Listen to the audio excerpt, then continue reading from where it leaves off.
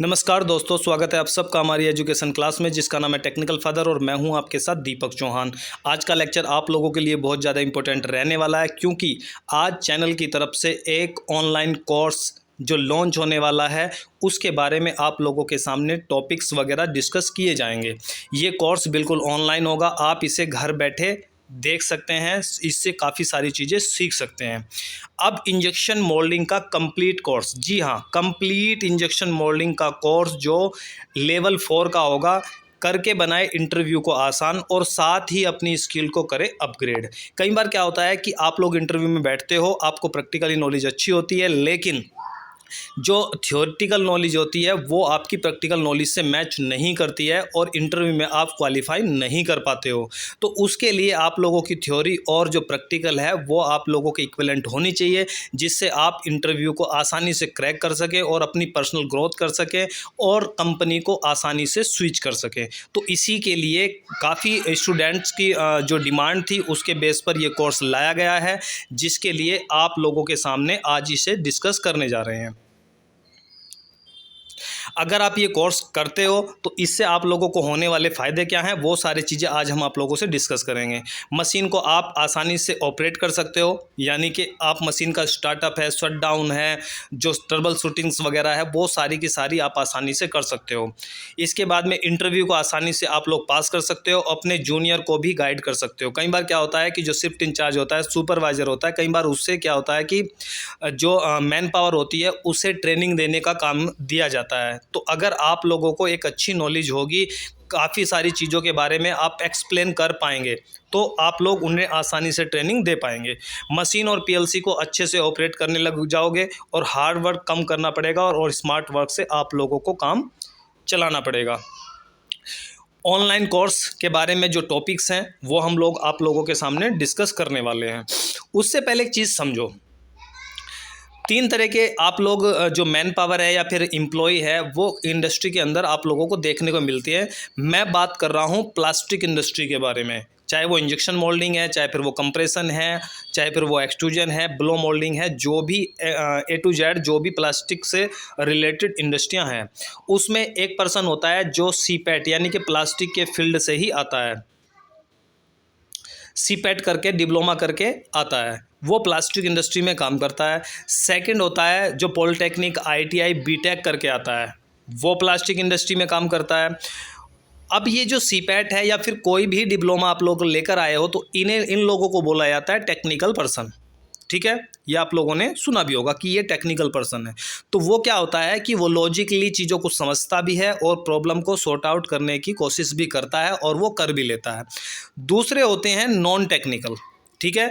ये non technical क्या होते हैं? नॉन टेक्निकल जो पर्सन होते हैं वो इस तरीके के लोग होते हैं जो हाई स्कूल 10th 12th या फिर BSc या फिर BA कुछ ऐसे कोर्स करके जो डिप्लोमा बेस नहीं होते हैं वो करके इंडस्ट्री के अंदर वर्क करते हैं और वो लंबे समय तक वर्क करते रहते हैं। उनका नुकसान क्या होता है? ऐसा नहीं है कि उन्हें नॉलेज नहीं है प्रैक्टिकल के बारे में। अगर किसी को 10 साल हो गए हैं, 12 साल हो गए हैं, 14 साल 20 साल के तो वो एक ही कंपनी में काम कर रहा है, एक ही मशीन पे काम कर रहा है, उसे अच्छी नॉलेज हो जाती है। लेकिन प्रॉब्लम उसके सामने क्या होती है कि उसकी पर्सनल ग्रोथ नहीं होती, कंपनी उसका इंक्रीमेंट नहीं करती है, वो कंपनी को धमकी नहीं दे सकता है कि मैं कंपनी छोड़ के चला जाऊंगा। क्यों? क्योंकि कहीं पर भी उसे जॉब मिलनी मुश्किल हो जाती है, उसे जॉब नहीं मिलती है। कारण क्या है कि वो आसानी से जॉब स्विच नहीं कर पाता है। जब वो यहाँ से जॉब छोड़कर रिजाइन देकर किसी दूसरी कंपनी में जाएगा, मान लो कि आप एक नॉन टेक्निकल पर्सन हो और आप A कंपनी में काम करते हो और आपने क्या किया, यहाँ से रिजाइन दिया और B कंपनी में जॉब देखने के लिए आप लोग चले गए, तो वहाँ पे क्या करना पड़ेगा? इंटरव्यू देना पड़ेगा।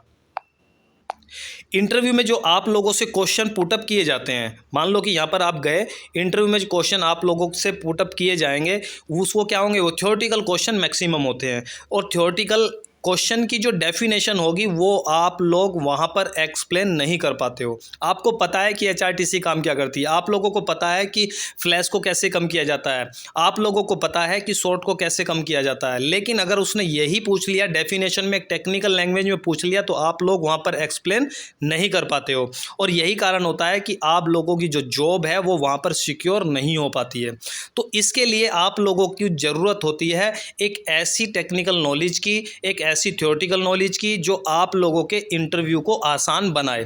तो मैक्सिमम जो स्कोप है वो इंजेक्शन मोल्डिंग मशीन का है, इंजेक्शन मोल्डिंग प्रोसेस का है, और मैक्सिमम जो एम्प्लॉय हैं, वर्कर हैं, वो उसी में काम करते हैं।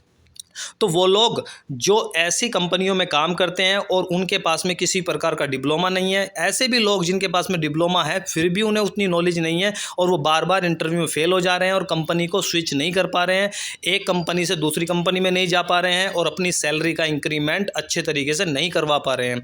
तो उनके लिए ये कोर्स जो है बहुत ज़्यादा इंपॉर्टेंट रहने वाला है। तो इस कोर्स को कभी भी आप लोगों को मिस नहीं करना है, इसे ज़रूर करना है, क्योंकि इसकी जो फीस भी है वो बहुत नॉमिनल चार्ज इसलिए रखी गई है क्योंकि बहुत सारे जो वर्कर होते हैं वो गरीब फैमिली से बिलोंग करते हैं, लेकिन उनके लिए भी ये एक्सेस हो सके और वो अच्छी तरीके से इस कोर्स को करके अपनी नॉलेज को बढ़ाएं और इंटरव्यू को आसान बनाएं। तो ये जो कोर्स है इसमें हम कौन कौन से जो टॉपिक हैं वो डिस्कस करने वाले हैं, कंप्लीट करेंगे, उनके बारे में आज हम जानेंगे। तो काफ़ी सारे चैप्टर हैं जो इसमें हम कवर करने वाले हैं। सबसे पहला टॉपिक हमारा उसमें रहने वाला है ऑनलाइन कोर्स में, प्लास्टिक व उसके प्रकार। जो हम लोगों ने देखा है कि जो नॉन टेक्निकल पर्सन होते हैं या फिर आईटीआई करके आते हैं या फिर आप लोगों ने देखा बीटेक या फिर पॉलिटेक्निक करके आते हैं, तो प्लास्टिक के बैकग्राउंड को वो इतनी अंडरस्टैंडिंग उनको नहीं होती है कि प्लास्टिक की जो रियोलॉजी है या फिर उसका बिहेवियर है वो कैसा है। जब तक प्लास्टिक का बिहेवियर आप लोगों को पता नहीं लगेगा तो सेकेंडरी आप मशीन पर काम उस तरीके से नहीं कर पाओगे। जो प्रॉब्लम्स मशीन में आती हैं, प्रोडक्ट में आती हैं, वो सॉर्ट आउट आप लोग नहीं कर पाओगे जब तक प्लास्टिक के बारे में आप लोगों को जानकारी नहीं होगी। तो सबसे पहला हमारा जो चैप्टर रहेगा वो प्लास्टिक का रहेगा कि प्लास्टिक व उसके प्रकार और प्लास्टिक की जो प्रॉपर्टीज़ होती हैं वो हम डिस्कस करेंगे जो इंजेक्शन मोल्डिंग मशीन में यूज़ की जाती हैं। सेकंड हमारा चैप्टर रहने वाला है इंजेक्शन मोल्डिंग मशीन के प्रकार। जो इंजेक्शन मोल्डिंग है वो कितने प्रकार की होती है, वो होती क्या है, वो किस प्रिंसिपल पे काम करती है, और इंजेक्शन मोल्डिंग का जो इजाद है वो कैसे हुई, वो सारी चीज़ें हम लोग इसमें डिस्कस करने वाले हैं। तीसरा टॉपिक हमारा रहने वाला है history of injection moulding machine. जो इंजेक्शन मोल्डिंग मशीन की हिस्ट्री है वो कहाँ से मानी जाती है, कहाँ से इसका आइडिया आया, किसके मन में ये आइडिया आया और किस किस ने इसे इन्वेंट करा और किस किस ने इसे पेटेंट कराया अपने नाम पे और कब कराया, ये क्वेश्चन कई बार पूछा जाता है। तो ये भी हम इसकी हिस्ट्री है वो भी हम कंप्लीट डिस्कस करेंगे। इंजेक्शन मोल्डिंग मशीन का परिचय हम देंगे, introduction of injection moulding machine. इसके बाद में पांचवा टॉपिक हमारा रहने वाला है इंजेक्शन मोल्डिंग का विकास, यानी कि किस तरीके से इंजेक्शन मोल्डिंग मशीन जो है वो धीरे धीरे उसमें जो फीचर्स थे वो बढ़ते गए, इन्हेंस होते गए, प्रॉपर्टी बढ़ती गई और किस तरीके से इसका डेवलपमेंट हुआ है, जब जाकर आज हम फुल्ली ऑटोमेटिक या को injection moulding, gas assisted injection moulding, water assisted injection moulding, ये सारी की सारी इंजेक्शन मोल्डिंग देखते हैं। तो किस प्रकार इनका डेवलपमेंट हुआ है ये चैप्टर हम लोगों को कंप्लीट करना है। इसके बाद में देखते हैं इंजेक्शन मोल्डिंग मशीन की यूनिट्स, कौन कौन सी यूनिट्स में इंजेक्शन मोल्डिंग मशीन को बांटा गया है वो भी हमें देखना है और इससे भी काफ़ी क्वेश्चन पूछे जाते हैं। इंजेक्शन यूनिट के पार्ट्स, जो भी इंजेक्शन यूनिट को जिन यूनिट्स में इंजेक्शन मोल्डिंग मशीन को बांटा गया है, डिवाइड किया गया है, उसमें कौन कौन से पार्ट्स हैं, ठीक है, उनके बारे में डिटेल में, जैसे आप लोगों ने देखा हॉपर है, बैरल है, स्क्रू है, फीड थ्रोट है, या फिर आप लोगों का नोजल है, तुम्हारा नॉन रिटर्न वाल्स है, रिंग प्लंजर्स हैं और तुम्हारा हिक्स प्लेट है, मूविंग प्लेट है। ये जितने के जितने पार्ट हैं सभी के सभी हम लोगों को क्या करने हैं, कवर करने हैं इस कोर्स के अंदर। पहला क्या देखना है हमें इस चैप्टर में, इंजेक्शन यूनिट। जो हमने देखा कि जो इंजेक्शन मोल्डिंग मशीन है वो कितने यूनिट्स में बांटी गई है, तो उसमें से इंजेक्शन मोल्डिंग की जो इंजेक्शन यूनिट है उसके पार्ट्स हम कंप्लीट देखेंगे और उनके फंक्शन क्या क्या हैं। ठीक है, मान लो कि मैंने बोला कि बैरल का क्या फंक्शन है, आप लोगों से इंटरव्यू में पूछ लिया कि बैरल के बारे में बताइए कि बैरल का फंक्शन क्या है, तो आप लोगों को पता है कि बैरल करता क्या है, लेकिन एग्जैक्ट डेफिनेशन आप लोगों को नहीं पता है। ठीक है, तो इसलिए ये कोर्स भी बहुत ज़्यादा ज़रूरी है ताकि आप लोगों को डेफिनेशन मिल जाएगी और आप लोगों का काम आसान हो जाएगा। क्लैंपिंग यूनिट, पार्ट्स व उसके फंक्शन। मान लो यहाँ से पूछ लिया गया क्लैंपिंग फोर्स क्या होता है, तो आपको पता है कि क्लैंपिंग फोर्स होता क्या है, लेकिन आपको ये नहीं पता कि क्लैंपिंग फोर्स की डेफिनेशन क्या है और उसे किस तरीके से आप लोगों को एक्सप्लेन करना है, तो वो इस कोर्स में आप लोगों को देखने को मिलेगा। नेक्स्ट टॉपिक हमारा इसमें रहने वाला है इंजेक्शन मोल्डिंग में क्लैंपिंग के प्रकार क्या क्या हैं। इंजेक्शन मोल्डिंग मशीन जो होती है उसमें कितने प्रकार की क्लैंपिंग का यूज़ किया जाता है। मान लो टॉगल टाइप है उस तरीके से, और ये पूछे जाते हैं इंटरव्यू में। सारे के सारे क्वेश्चन इसमें ऐसे हैं कि आप लोगों को खुद लगेगा कि कोर्स करने से पहले हम कहाँ थे और आज कोर्स करने के बाद में हमारी जो नॉलेज है वो कितनी इन्हेंस हो चुकी है। इंजेक्शन मोल्डिंग मशीन का स्टार्टअप कैसे करें। ऑपरेटर लेवल पे सबसे पहला क्वेश्चन यही आता है जो टेक्निकल में आता है कि मशीन को चलाना जानते हो। आप मशीन को चला सकते हो लेकिन बता नहीं सकते हो कि चलाना कैसे है। तो इस इंजेक्शन मोल्डिंग का जो स्टार्टअप है उसके बारे में हम लोग प्रॉपर जानकारी आप लोगों को इस 10वें चैप्टर में देने वाले हैं। 11वें चैप्टर में हमारा रहने वाला है मोल्डिंग साइकिल।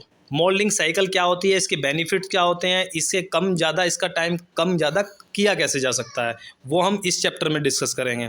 नेक्स्ट चैप्टर हमारा रहने वाला है इंजेक्शन मोल्डिंग में साइकिल टाइम क्या होता है और इसका महत्व क्या है। हम जितने भी यहाँ पे चीज़ें यूज़ करेंगे, पार्ट्स डिस्कस करेंगे, उनका महत्व भी देखेंगे कि किस पार्ट्स की वैल्यू को बढ़ाने से क्या होगा, किस पार्ट्स की वैल्यू को घटाने से क्या होगा, वो सारी चीज़ें भी आप लोग देखोगे। 13वां चैप्टर है इंजेक्शन मोल्डिंग मशीन में मोल्ड क्या होता है और उसे चेंज कैसे करते हैं।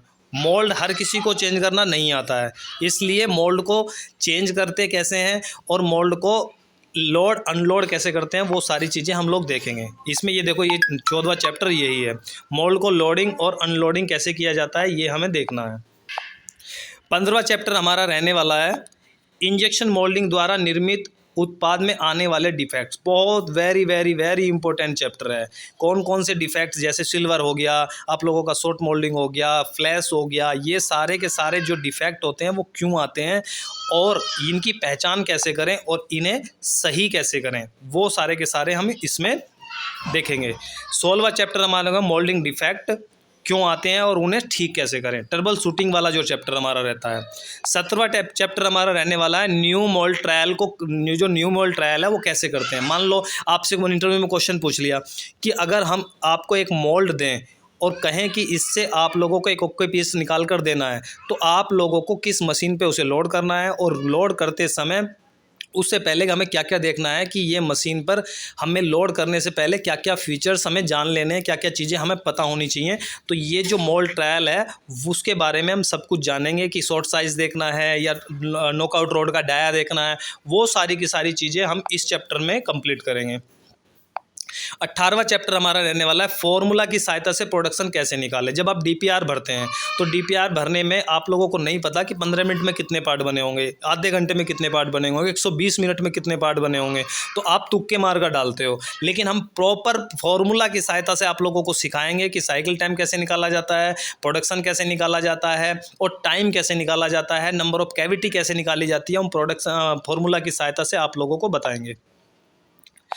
चेक शीट कैसे भरते हैं, चेक शीट या पीपीएस, प्रोसेस पैरामीटर शीट, इसमें बहुत सारी वैल्यू भरी जाती हैं, आप लोगों ने देखी होगी कंपनी में, और इसकी एक एक वैल्यू, चाहे फिर आप लोगों का बैक प्रेशर है, सक बैक है, इसकी सारी चीज़ों को हम डिस्कस करेंगे कि चेक शीट होती क्या है, इसे भरते कैसे हैं, इनका बेनिफिट क्या है, कितने घंटे में एक बार भरते हैं, वो सारे के सारे जो क्वेश्चन हैं वो हम इसमें डिस्कस करेंगे ताकि इंटरव्यू में आप लोगों को बहुत हेल्प मिले।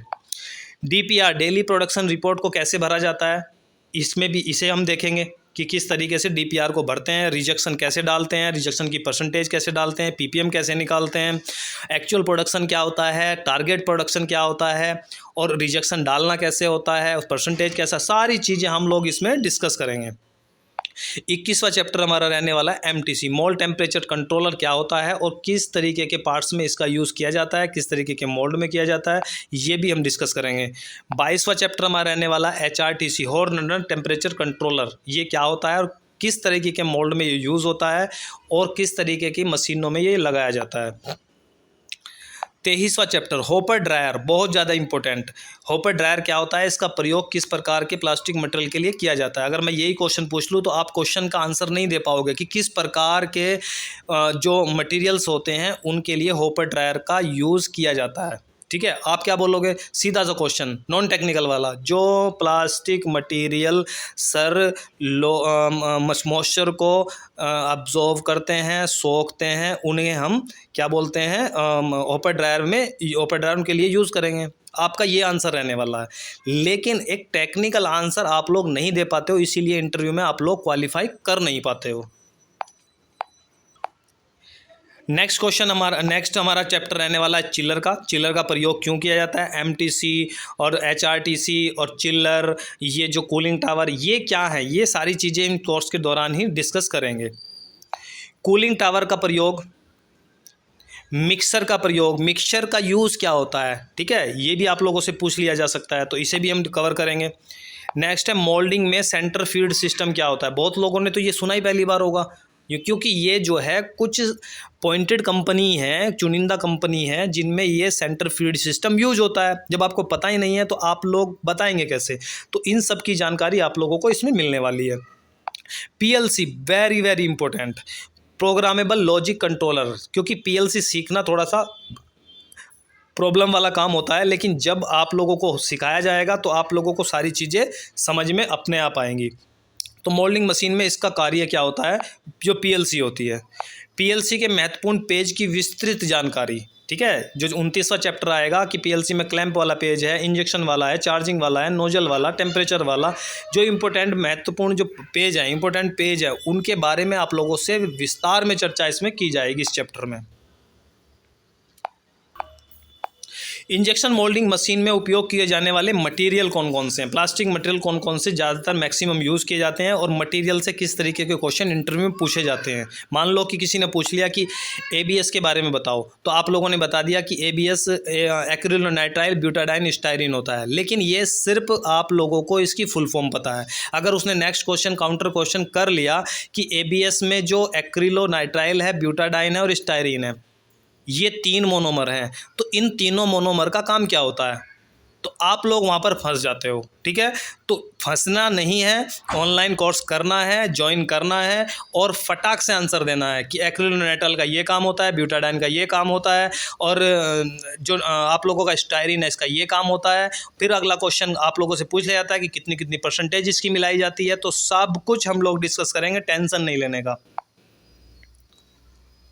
इंजेक्शन मोल्डिंग मशीन द्वारा निर्मित उत्पाद कौन कौन से बनाए जा सकते हैं, इसके बारे में हम डिस्कस करेंगे आप लोगों से। 33वां चैप्टर रहने वाला है विभिन्न प्रतियोगिताओं व साक्षात्कार, यानी कि इंटरव्यू में पूछे जाने वाले या अब तक जो क्वेश्चन पूछे गए हैं, इस चैप्टर में हम उन सब क्वेश्चनों को डिस्कस करेंगे। जब आप लोगों का लगभग 32 चैप्टर आप लोगों के कंप्लीट हो जाएंगे, तो 33वें में जब मैं आप लोगों के सामने क्वेश्चन पेपर क्वेश्चन रखूँगा, तो उसमें 90% से ज़्यादा क्वेश्चन तो आप आंसर कर ही पाओगे, क्योंकि अब आप लोग सब कुछ सीख चुके होंगे। Specification of injection moulding machine, जब आप लोग मान लो इंजीनियर है और आप लोगों के एमडी ने बोला कि हमें एक नई मशीन खरीदनी है, तो आप लोग वहाँ पर जाकर कैसे पता करेंगे आप लोगों को क्या मशीन खरीदनी है? क्या देखना है उसमें? जब आप बाइक खरीदते हो तो पिकअप देखते हो, ठीक है, कितने सीसी की है, कितना पिकअप है, कितना माइलेज है, वो सब देखते हो ना, क्योंकि पता है। लेकिन जब आप इंजेक्शन मोल्डिंग मशीन खरीदने जाते हो तो क्या देखते हो? तो वो उसका स्पेसिफिकेशन होता है, और स्पेसिफिकेशन में क्या क्या आता है ये हम लोग डिस्कस करेंगे इस चैप्टर में। नेक्स्ट है 5S, इसकी वीडियो ऑलरेडी आ चुकी है, इसे आप देख सकते हो, और इसके बारे में भी हम लोग विस्तार में चर्चा इस चैप्टर में करने वाले हैं। और भी बहुत सारे इंपॉर्टेंट क्वेश्चन है। OE, ये बहुत ज़्यादा इंटरव्यू में पूछा जाता है। OE क्या होता है और इसके फ़ायदे क्या होते हैं, इसके नुकसान क्या होते हैं, और किस तरीके से OE निकाला जाता है, वो हम डिस्कस करेंगे इस OE वाले चैप्टर में। PPM, पार्ट पर मिलियन, ठीक है, पार्ट पर मिलियन ये क्या होता है? पहले परसेंटेज निकाली जाती थी, अब पार्ट पर मिलियन यानी कि पीपीएम निकाला जाता है। इन दोनों में डिफरेंस क्या है, ये सारी की सारी चीज़ हम आप लोगों के सामने डिस्कस करेंगे। एक चैप्टर हमारा और था जो हमें देखना है, ये वाला 30 वाला, ये छूट गया। ड्यूमिडिफायर क्या होता है और हॉपर ड्रायर से किस प्रकार अलग होता है, और ड्यूमिडिफायर और हॉपर ड्रायर को आपस में हम क्या करेंगे, कंपेयर भी करेंगे कि ये अच्छा होता है या फिर इसकी एक्यूरेसी अच्छी होती है। तो किस टाइप के ये होते हैं, इनमें हम ये डिस्कस करेंगे। ठीक है, तो ये सारे के सारे चैप्टर थे जो हमें ऑनलाइन कोर्स में कंप्लीट करने हैं। तो बहुत अच्छा कोर्स रहने वाला है, इसलिए किसी को भी मिस नहीं करना है। जितनी फीस इसकी रखी गई है वो एक नॉमिनल चार्ज है, वो कोई भी पे कर सकता है, ऐसा कुछ भी रॉकेट साइंस नहीं है उसके लिए। तो आप लोगों को अभी ज्वाइन करना है और इस व्हाट्सअप नंबर पर हमें कभी कमेंट करना है, और वीडियो के नीचे भी आप लोग कमेंट कर सकते हो, और जल्दी से जल्दी ज्वाइन करें। जैसे ही आप लोग ज्वाइन करते हैं आप लोगों को डेट मिल जाती है, और सूटेबल टाइम भी आप लोगों को हमें बता सकते हो कि किस टाइम आप लोग फ्री होते हैं, उसी के हिसाब से बच्चों का बैच बनाया जाएगा। ठीक है, लास्ट बैच हमारा कंप्लीट होने वाला है, नेक्स्ट बैच चलने वाला है, तो उसके लिए आप लोगों को जल्दी से जल्दी करना है। ये वीडियो यहीं पर हमें रोकनी पड़ेगी। अगर वीडियो आप लोगों को पसंद आई है, कोर्स आप लोगों को पसंद आया, तो अपने दोस्तों को भी ज़रूर इस कोर्स के बारे में ज़रूर बताएं, ताकि उन्हें भी नॉलेज हो जाए। चाहे आप सीपेट कर रहे हैं, चाहे ITI कर रहे हैं, चाहे शॉर्ट टर्म कर रहे हैं, पॉलिटेक्निक कर रहे हैं, चाहे कोई सा भी कोर्स आप कर रहे हैं और प्लास्टिक के फील्ड में जाने का सपना देख रहे हैं, इंजेक्शन मोल्डिंग में काम करने का सपना देख रहे हैं, तो इसे कोई भी कर सकता है। ये किसी के लिए बाउंडेशन नहीं है कि किसे नहीं करना है। ठीक है, तो वीडियो आप लोगों को पसंद आई है, वीडियो को लाइक कर दें, चैनल को सब्सक्राइब कर दें, और दोस्तों को इसके बारे में ज़रूर वीडियो को शेयर करें और ज़रूर बताएं। तो मिलते हैं नेक्स्ट लेक्चर में, जब तक के लिए दीजिए हमें इजाज़त। जय हिंद, जय भारत।